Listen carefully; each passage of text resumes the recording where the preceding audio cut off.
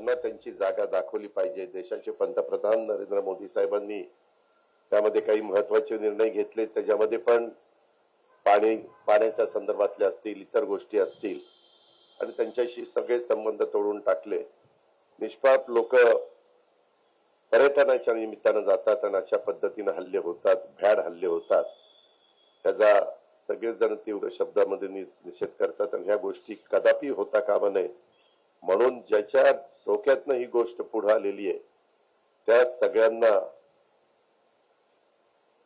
पूर्णपणे संपवण्याचं काम आपली भारतीय सेना करेल याबद्दल माझ्या मनामध्ये तीळमात्र शंका नाही।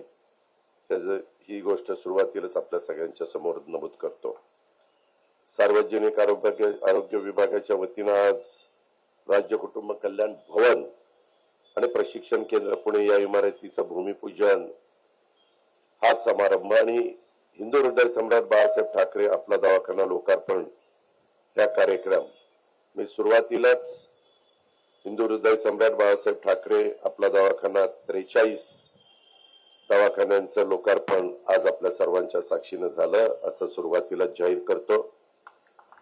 आरोग्याचा ध्यास, महाराष्ट्राचा विकास हे घोषवाक्य डोळ्यासमोर ठेवून कार्यरत असलेल्या सार्वजनिक आरोग्य विभागाच्या या दोन्ही कार्यक्रमाचा एकच उद्देश आहे, तो म्हणजे राज्यातल्या जनतेला पारदर्शक, जलद, सक्षम आणि दर्जेदार अशा प्रकारची आरोग्य सेवा ही उपलब्ध करून देणं। ते आजपासून सुरू होतंय। या नवीन उपक्रमाचा आणि सुविधाबद्दल महाराष्ट्राच्या आरोग्य व्यवस्था अधिक सक्षम, बळकट, विश्वासार्ह आणि लोकाभिमुख होण्यास मदत होणार आहे। आज योगायोगाने जागतिक मलेरिया दिन देखील आहे। दरवर्षी 25 एप्रिलला आपण तो साजरा केला जाणारा हा दिवस मलेरिया प्रतिबंध आणि नियंत्रणासाठी सतत गुंतवणूक आणि शाश्वत राजकीय वचनबद्धतेची गरज अधोरेखित करतो।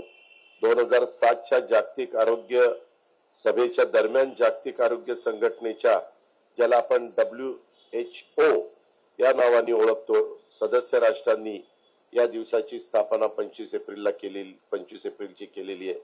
मलेरिया आपल्या सोबत संपतो। पुनर्गुंतवणूक करा, पुनर्कल्पना करा, पुनर्जागृती करा, हे यंदाच्या जागतिक मलेरिया दिनाचं घोषवाक्य आहे।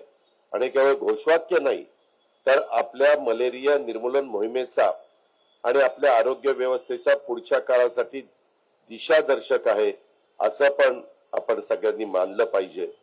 एकंदरीतच आज थोडासा नीलमताईंनी काही गोष्टी बोलून दाखवल्या, पण आज जो काही कार्यक्रम होतोय,